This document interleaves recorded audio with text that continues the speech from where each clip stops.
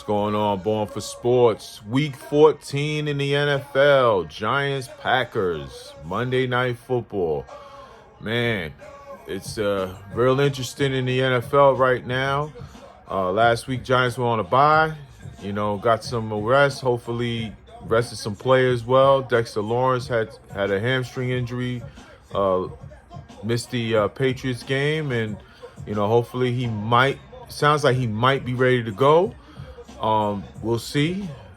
Didn't look promising early in the week, but I guess the extra day on Monday night might help him have a chance, as he's practicing on a limited basis last 2 days. So we'll see what happens in the final injury report to be issued later today. But bye week is always a time to reflect for the team, to do some self-scouting and all of that, and see if they are actually in the playoff race or not, or should they play more young players. And you know what? I thought the Giants made the right decision by not playing Tyrod Taylor right now. The team actually had a good record with Mr. Tommy DeVito, Mr. Practice Squad third string quarterback. They had a good record with him, 2-1 record, even though it wasn't like a phenomenal performance every start he had. But nevertheless, the team has responded to him, and I thought it was the right move, because you know what? You want to evaluate your young players. The Giants are 4-8. They're a long shot to make the playoffs. I know mathematically they're technically still in the hunt, as those graphics show, but that's only because the NFC is so weak. Let's be honest. They're not a playoff team, okay? They don't have a starting quarterback. They have a bad offensive line right now, and the offense just does not score points. It just doesn't. So I don't look at them as a playoff team, even though technically, mathematically, they are. There's two different ways of looking at teams when they're in the hunt. Whether they're mathematically alive, which the Giants are, or are they alive and are a threat to make a run, like other teams are. So this is where we're at with it. I just feel like we have to be real with ourselves, and the Giants are doing that.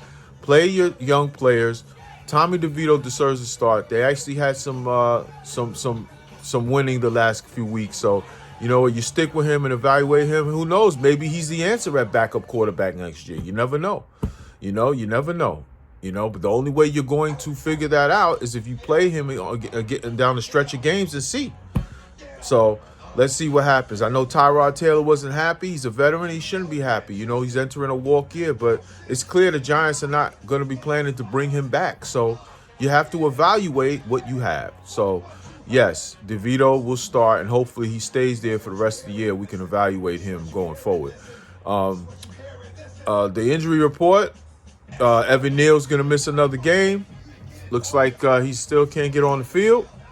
Has some choice comments during this week that people really got upset about. But you know what? I'm at the point where guard should be in the future on the table if he cannot make it at tackle. But what keeps me having hope about Evan Neal is this.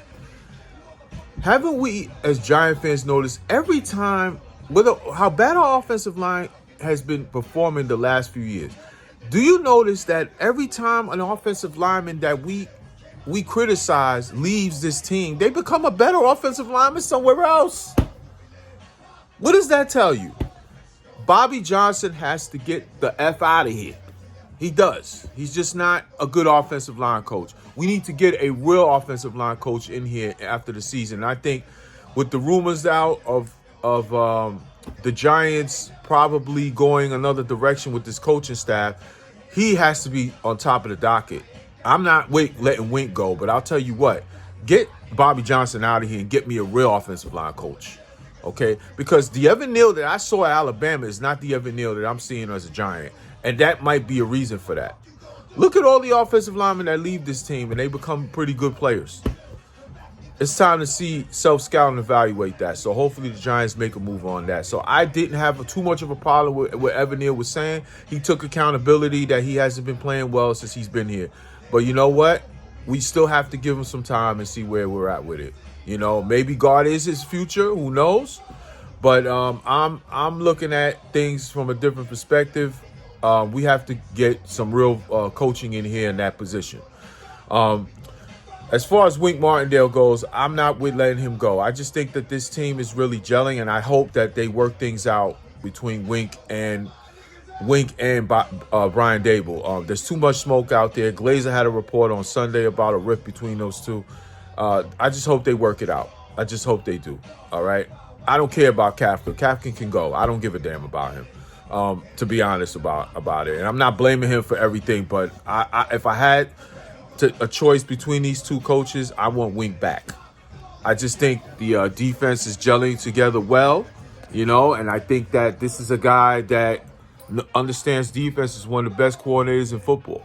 Bottom line, and Bobby Okereke is really developed. McFadden's developed. Our young players are developing. I just think we need to keep him and see what happens. Hopefully he works things out with Dable. As far as the game goes, it's going to be a tough game, guys. It's going to be a tough game. The Packers are playing real well. Jordan Love has been balling the last few weeks, man. They're making a playoff run, and honestly, they're showing that they got a good shot, Now, they have a big injury. I don't anticipate their receiver playing this week, that Watson.